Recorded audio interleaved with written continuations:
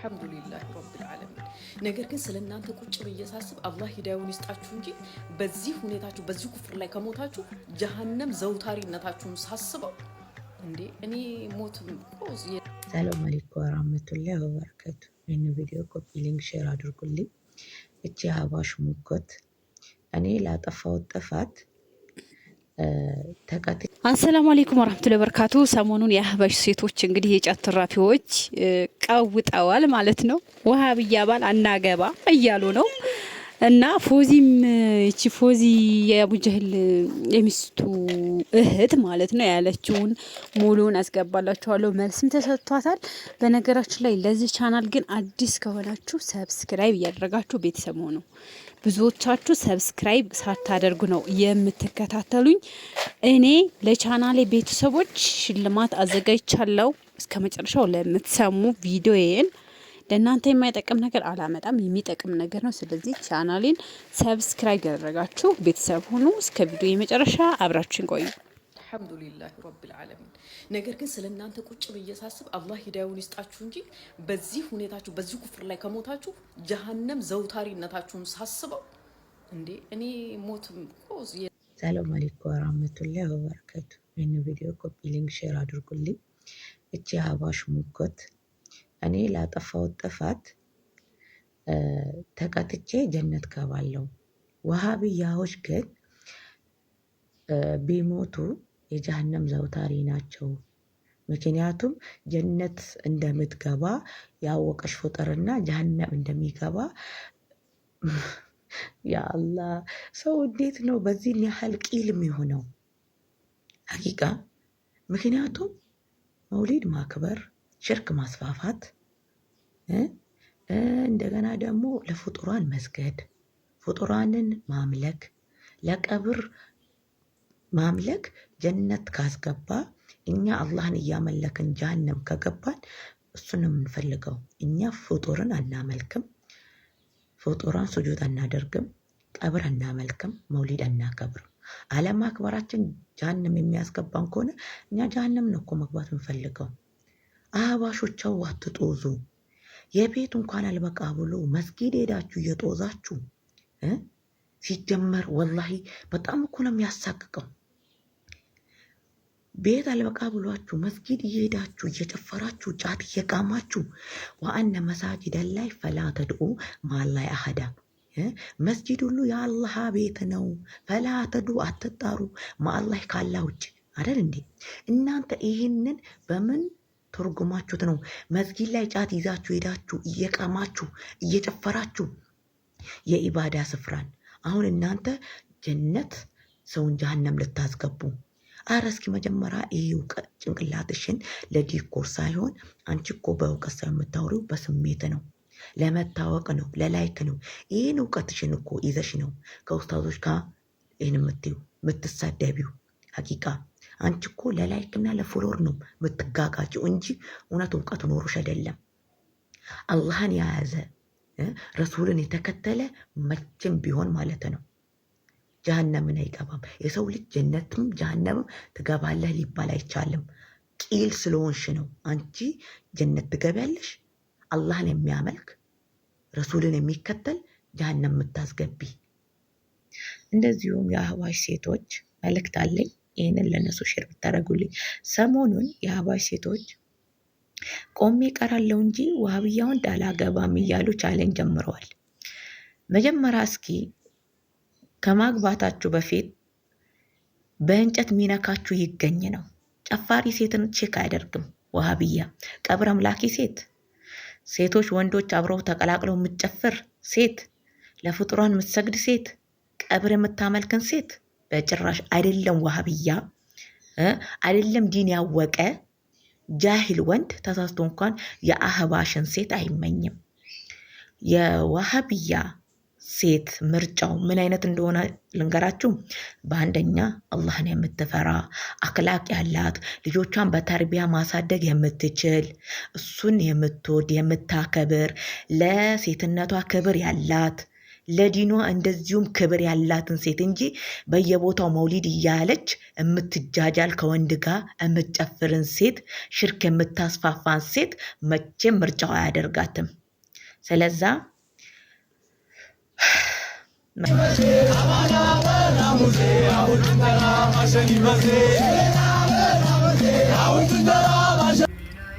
አመት በመጣ ቁጥር እንደዚህ እንደጮሃችሁ እንደለፈለፋችሁ ትኖር። በመጀመሪያ ይህንን ቪዲዮ ለዚህ ልጅ እንድታደርሱልኝ እፈልጋለሁ። ከዛ ባሻገር መውሊድ የምታከብሩ ሙስሊም ወንድሞቼ ለእናንተ ሁለት ጥያቄ አለኝ። ይህ ተግባር አላህን መታዘዝ ነው ወይስ አላህን ማመጽ? ከሁኔታችሁ እንደምረዳው ከሆነ አላህን መታዘዝ ነው ብላችሁ ነው የምትመልሱልኝ። ይህን ጊዜ ረሱል አለይሂ ሰላም ይህን ተግባር አዘውናል ወይ ዘንግተውታል? ዘንግተውታል ስትል ልትከፍር ነው? አይለም አዘውናል ስትል ደግሞ ማስረጃ አምጣልልህ ነው። አይደለም ማስረጃ ይቅርና ከቀደምት ከ3 ክፍለ ዘመናት ከነበሩት ራሱ አንድም ማስረጃ ልታመጣልኝ አይችልም። ይሄ የኛ እንደዚህ ማለት እርስ በርስ መወቃቀስ ባልሆነ መንገድ ለኛ ሞዴላችን አይደለም። ይልቁንስ ብንወቃቀስ በተውሂድ መንገድ ቢሆን በጣም ተመራጭ ይመስለኛል። አላህ ቀጥተኛ መንገድ ይምራል። ግን እቺ ልጅ በጣም ተንጣጣለች። ይህንን መልስ እንድትመልስልኝ እፈልጋለሁ። በሼር በሪፖስት በኮፒ ሊንክ አድርጋችሁ እንደው አደራ ነው የምላችሁ አድርሱልኝ። ይህንን መልስ እንድትመልስልኝ እፈልጋለሁ። አዘውናል አያላዘዙንም?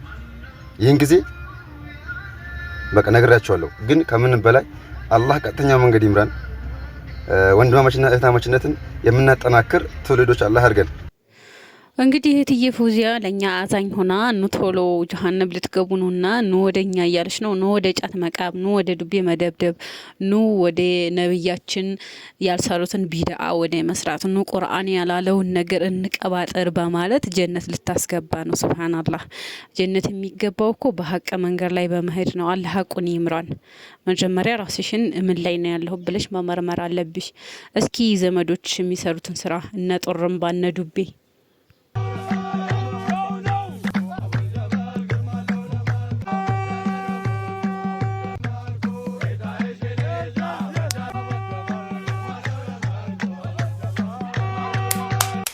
ቢስሚላህ ወሰላቱ ወሰላሙ አላ ረሱሊላህ። እንዴት እነዚህ ሁሉ ነገሮች በአንድ ሰው ላይ ይነባበሩበታል? አንደኛ ጡሩምባ ነፊ መሆን። ነቢዩ ሰለላሁ ዐለይሂ ወሰለም የሙዚቃ መሳሪያ እንደተከለከለ ተናግረዋል። ሁለተኛ ጫት መቃም። አላህን አትፈሩ? ጫት መቃማችሁን እንዴት የእስልምና አካል አድርጋችሁ ደግሞ ታቀርቡታላችሁ? ሶስተኛ ጭፈራችሁ። አላሁ ስብሓነሁ ወተዓላ ምን ይላል? ወማ ካነ ሰላቱሁም ዒንደል በይቲ ኢላ ሙካአን ወተስዲያ። የነዛ እኮ ነቢዩ ሙሐመድ ሰለላሁ ዐለይሂ ወሰለም የተዋጓቸው የሆኑት የኢስላም ጠላቶች እኮ ሐረም ላይ መካ ላይ እኮ አምልኳቸው አልነበረም ፉጨትና ጭብጨባ ቢሆን እንጂ። መቼም ይሄን አምልኮ ካላችሁት ከመካ ሙሽሪኮች ጋር እንጂ የሚመሳሰለው ከነቢዩ ሰለላሁ ዐለይሂ ወሰለም አምልኮ ጋር በፍጹም አይገናኝም። አራተኛ ክህደት ይዛችሁ ደግሞ በድፍረት አደባባይ ላይ ወጣችሁ። በእጁ ያደረገው ሙልኩን አቡልጀበል አላችሁ። አቡልጀበል አንዲትንም ነገር መምለክ አይችልም። አላህ ምን አለ? ለሁ ሙልኩ ሰማዋቲ ወልአርድ፣ የሰማይም የምድርም ንግስና ባለቤትነት በጠቅላላ ለአላህ ብቻ ነው አለ። እናንተ ለማን ነው እያላችሁ ነው ያላችሁት? አቡልጀበል የተባለው ግለሰብ እኮ ነው ይሄንን ንግስና በእጁ ስር ያለው ትላላችሁ። ይሄ ክህደት ነው፣ ከእስልምና ያስወጣል። አምስተኛ መሃይምነታችሁ፣ እንዲህ አይነት ክህደቶችን ማስፋፋታችሁ። ስድስተኛ ድርቅናችሁ። ሰው እንዲህ አይነቱን ክህደት መካሪ እንኳን የላችሁም ደና ዘመድ። ይህን እንደ ቁም ነገር ደግሞ ሚዲያ ላይ ትለቁታላችሁ።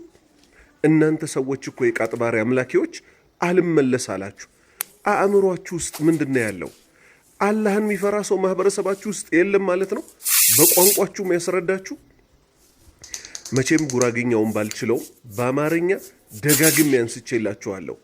እናንተ እኮ ማለት ነው ኢትዮጵያ ውስጥ ያሉ ክርስቲያኖች የማይሉትን እኮ የምትሉ ሰዎች ናችሁ። ኢትዮጵያ ውስጥ ያሉ ክርስቲያኖች ኢየሱስ የተባለው አዳም ሲፈጠር ቦታው ላይ ነበር አላሉም። እናንተ ግን የክህደታችሁ ክህደት ምን ትላላችሁ? አቡል ጀበል እኮ እጁ ላይ ጥቁር ምልክት ያለበት አደም ሲፈጠር እኮ ጭቃውን ያቦካው እሱ ነው፣ ቦታው ላይ ነበረ፣ በእግሩም አብክቷል እኮ ትላላችሁ። አላሁ ስብሓነሁ ወተዓላ ይመልሳችሁ። ይሄ እስልምና አይደለም እናንተ ያላችሁበት። የነቢዩም ወዳጅ አይደላችሁም፣ የእስልምናም ወዳጅ አይደላችሁም። ኢስላም ከእናንተ የጸዳ ነው። ነቢዩ ሙሐመድ ሰለላሁ ዐለይሂ ወሰለም ከእናንተ ከምታስፋፉት ክህደት የጸዱ ናቸው።